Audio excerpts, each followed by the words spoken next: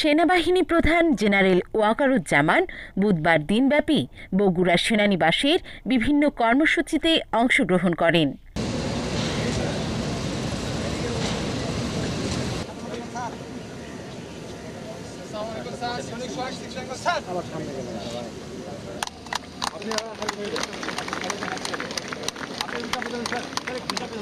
সেনানিবাসের সকল পদবীর সেনা কর্মকর্তাদের অফিসার্স অ্যাড্রেস গঠন অনুষ্ঠানে সেনাপ্রধান শহীদ লেফটেন্যান্ট তানজিম সরোয়ার নির্জনের মৃত্যুতে গভীর শোক প্রকাশ করেন ও তার শোক সন্তপ্ত পরিবারের প্রতি সমবেদনা জানান। এখানে নিয়োজিত পর্ষদের পরিচালনা পর্ষদ এবং জুরি অফ আপিল কমিটির সকল সদস্য এবং অফিসারদেরকেও আমি আন্তরিক অভিনন্দন জানাচ্ছি, ধন্যবাদ জানাচ্ছি তাদের এই সুন্দর কাজের জন্য।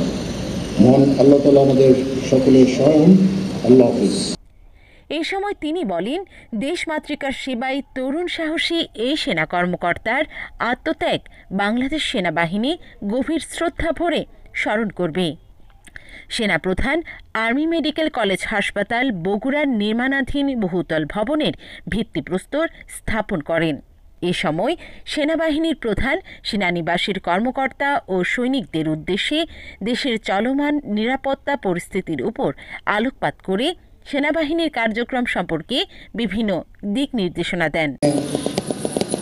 এই ফুটবল খেলা আমন্ত্রণ করার জন্য এবং এখানে চিফ গেস্ট হিসেবে আমন্ত্রণ করার জন্য আমি সকলকে ধন্যবাদ জ্ঞাপন করছি। আমার কাছে এখানে খেলা দেখে খুব ভালো লেগেছে। অনেকদিন আমি এই পরিবেশ থেকে বাইরে ছিলাম। সেনাপ্রধান হওয়ার পর বিভিন্ন কাজে ব্যস্ত হয়ে গিয়েছিলাম। বুধবার বিকেলে বগুড়া সেনানিবাসে আয়োজিত বাংলাদেশ সেনাবাহিনী ফুটবল প্রতিযোগিতা 2024-এর সমাপনী অনুষ্ঠানে প্রধান অতিথি হিসেবে অংশগ্রহণ করেন এবং বিজয়ীদের মাঝে পুরস্কার বিতরণ করেন।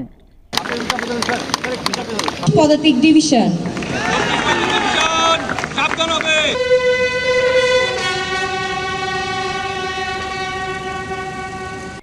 বগুড়া সেনানিবাসে আয়োজিত ফুটবল প্রতিযোগিতায় বিভিন্ন সেনা অঞ্চলে 16টি দল অংশগ্রহণ করেন।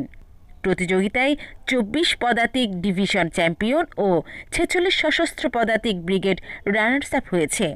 অনুষ্ঠানে উপস্থিত ছিলেন জিওসি 11 পদাতিক ডিভিশন ও এরিয়া কমান্ডার বগুড়া, বাংলাদেশ সেনাবাহিনীর অ্যাডজুট্যান্ট জেনারেল সেনা সদর ও বগুড়া এরিয়ার ঊর্ধ্বতন সেনা কর্মকর্তাগণ ও অন্যান্য অফিসাররা উপস্থিত ছিলেন।